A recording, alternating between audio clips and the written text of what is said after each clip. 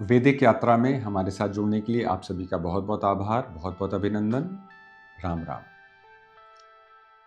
हम लोग वापस चलते हैं हस्तिनापुर। हमें पता है कि गांधारी का विवाह धृतराष्ट्र के साथ हो चुका है, परंतु अभी तक उनको कोई संतान नहीं है।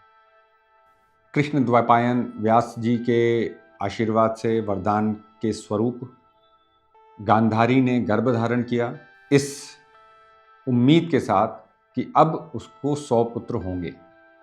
जैसा कि प्रकृति का नियम है, गर्भ धारण करने के 9 माह पश्चात संतान का जन्म होता है, परंतु गांधारी के विषय में ऐसा नहीं हुआ।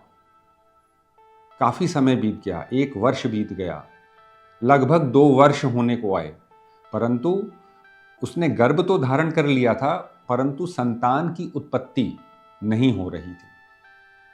तभी गांधारी को ये समाचार मिलता है कि कुंती ने एक पुत्र को जन्म दिया है, युधिष्ठिर को। गांधारी को बड़ी ईर्ष्या हुई, क्रोध आया, और उसी क्रोध के चलते गांधारी ने अपने गर्भ पर बहुत आक्रामक रूप से प्रहार किया।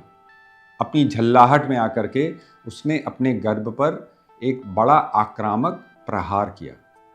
गांधारी के प्रहार के फलस्वरूप उसके गर्भ से एक मांस का बड़ा सा पिंड धरती पर आ गिरा।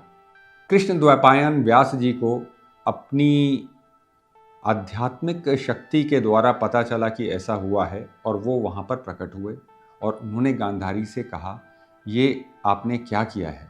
गांधारी ने व्यास जी को अपने क्रोध का, अपनी ईर्ष्या का कारण बताया और उनसे विनती की कि किसी भी प्रकार उनकी संतानों को बचा लें, उनकी रक्षा करें। व्यास जी ने निर्देश दिया कि उसी समय 100 घड़े मंगवाए जाएं और उन 100 घड़ों को एक ऐसे स्थान पर रख दिया गया जहां पर किसी का भी आना जाना ना हो। इस पिंड को, जो गांधारी के गर्भ से निकला था, उन्होंने 100 भागों में विभाजित करा, बराबर बराबर 100 भाग बनाए उसके, और प्रत्येक घड़े में एक एक भाग उसका रख दिया।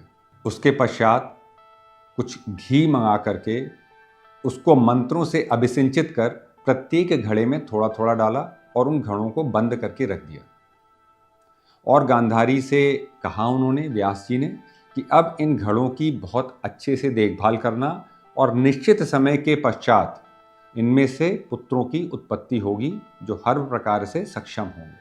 लगभग 2 वर्ष बीतने के पश्चात वो जो 100 घड़े थे, उनमें से एक में से दुर्योधन की उत्पत्ति हुई, और जैसे जैसे समय बीतता गया, एक एक घड़े में से एक एक कौरव जन्म लेते गए।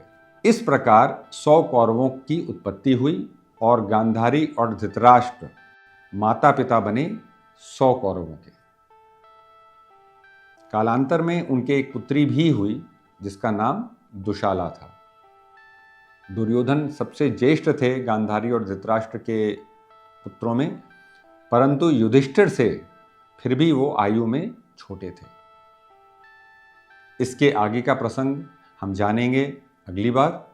तब तक के लिए हमारे साथ बने रहने के लिए आप सबका बहुत बहुत आभार, बहुत बहुत धन्यवाद। राम राम।